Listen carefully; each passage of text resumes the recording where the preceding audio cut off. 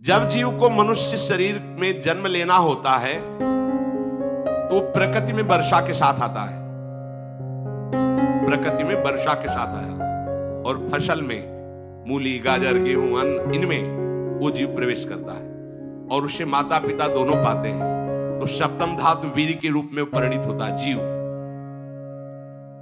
वो वीर कण के रूप में माता के उदर में जब प्रवेश करता है तो एक रात्रि में मां का और पिता का दोनों का वो जो वीर मिलता है, उस रज और वीर के मिलने से एक कलल सा बनता है।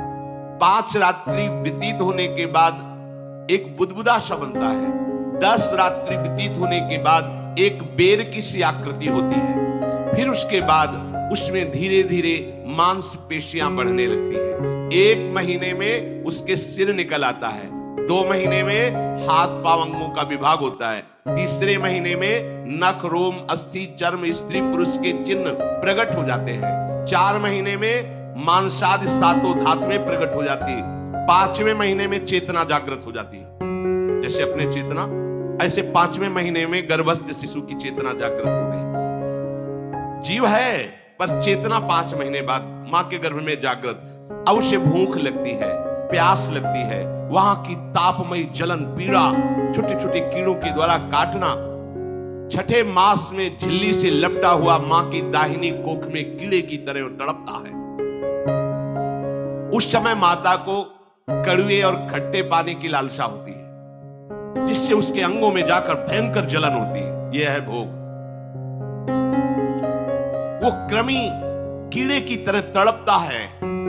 मलमूत्र के गड्ढे में बीच में झिल्ली में बंधा हुआ वो जीवात्मा सुकुमार तो होता है, वहां के कीड़े उसे नोचते हैं छोटे छोटे, वो तड़पता है। माता प्रसन्न होती कि बच्चा हिलता है, बोले है उसकी दुर्गति हो रही, वहां भयंकर कष्ट पा रहा है। ऐसा क्लेश होता है कि क्षण क्षण में बेहोश होता रहता है। माता के खाए हुए कड़वे, तीखे, गरम, नमकीन, रूखे, खट्टे, यही पदार्थ पाने की इच्छा होती है माता, क्योंकि उसको भोग भोगना है। उसके कोमल शरीर में भयानक पीड़ा होती है जब माता ऐसे पदार्थ खाती है। गर्भाशय की झिल्ली में लिपटा हुआ, आंतों और मलमूत्र से घिरा हुआ सिर, पेट की और पीठ और गर्दन एक कुंडलाकार, ऐसे कंकण जैसा, ऐसी आकृति गर्भस्थ शिशु की होती है। पिंजड़े में बंद पक्षी के समान पराधीन, ना तो वो हिलडुल सकता है ना बोल सकता है। बड़ा असमर्थ दुख को भोग रहा है, चेतना पूरी है। इसी समय भगवान द्रवित होकर उसे ज्ञान देते हैं, गर्भस्थ शिशु को, सबको। जी उसे ज्ञान होता है तो सैकड़ों जन्म के कुकर्मों से याद आते हैं, सैकड़ों जन्म के।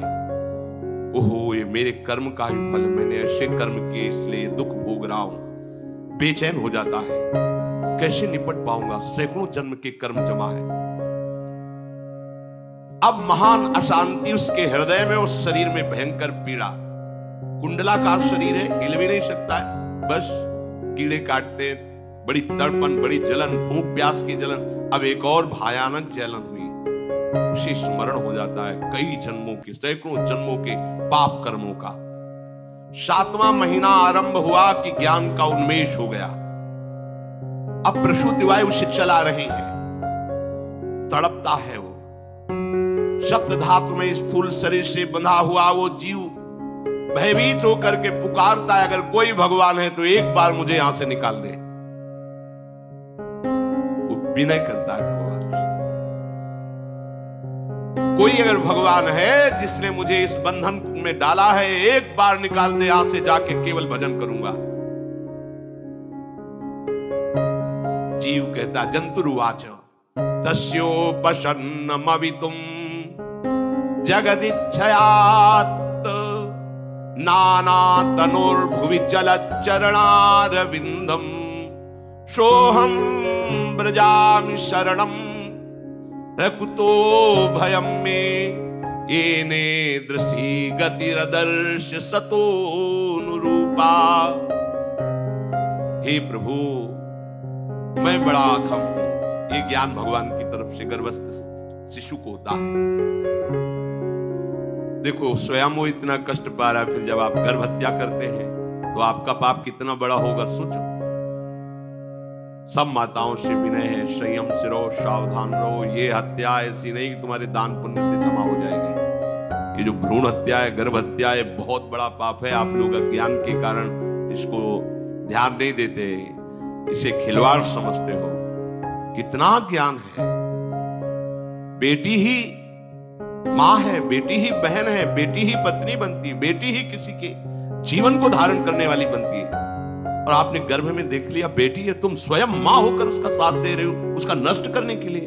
हमारी तो बात ही समझ में नहीं आती, क्या बुद्धि भ्रष्ट हो गई। अगर पुरुष का इतना महत्व है तो बेटियां ना हो तो तुम्हारी कौन सी गति होगी, सोचो जरा। जीना मुश्किल हो जाएगा तुम्हारा। तुम पुरुष किस काम के रह जाओगे। तुम्हारा अर्धांग काट दिया जाए तो तुम कैसे होगे। ये स्त्री स्वरूप अर्धांग है। जिस घर में मां बहन नहीं है, स्त्री स्वरूप नहीं, श्मशान जैसा वो होता है। ध्यान दीजिए, ये बहुत बड़ी गलती है जो अपनी बेटियों की हत्या करते हैं। ये वो पाप है जो अक्षम्य अपराध है। स्त्री हत्या करना शास्त्रों में बहुत बड़ा पाप कहा गया है। फिर वो तो बच्चा है, बिल्कुल नहीं।